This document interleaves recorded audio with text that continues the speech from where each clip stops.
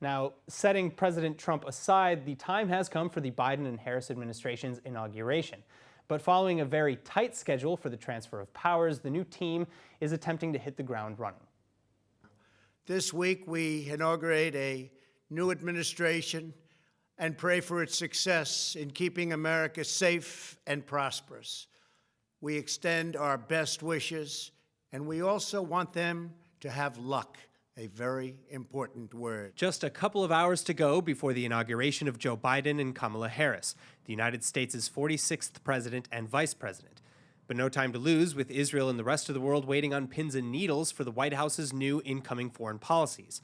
And from Israel's perspective, this is especially true regarding two major issues: Iran and the Israel-Palestinian Authority conflict. That said, soon-to-be Secretary of State Antony Blinken taking the lead Tuesday night, getting ahead of some of the region's burning questions. First, with respect to Iran, Blinken explaining what many already know, and that the goal is to prevent Iran from acquiring nuclear weapons, but with a hope of re-entering the controversial JCPOA agreement with Tehran, which Israel and other major regional powers reject as a mistake. The president-elect believes that if Iran comes back into compliance, we would too, but we would use that as a platform with our allies and partners who would once again be on the same side with us to seek a longer and stronger agreement, and also, as you and the chairman have rightly pointed out, to capture these other issues, particularly with regard to missiles and Iran's destabilizing activities. That would be the objective.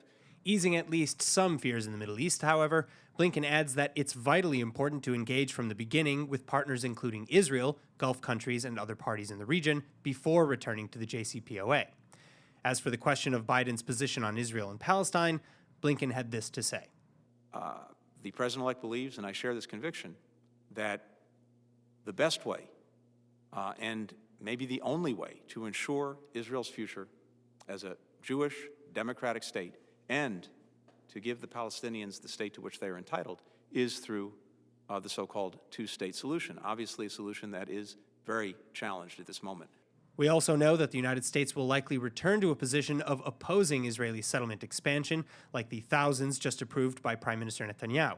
But the degree to which the Biden White House would pressure Israel into giving up annexations or construction in Judea and Samaria remains to be seen, as is the degree to which the United States will reverse its trends of sanctioning the PA for its payments to terrorists and other changes on the ground levied by the Trump administration. Biden is, however, expected to support the momentum of the Abraham Peace Accords and to respect the acknowledgement of Jerusalem as Israel's capital, as well as the relocation of the U.S. Embassy in kind.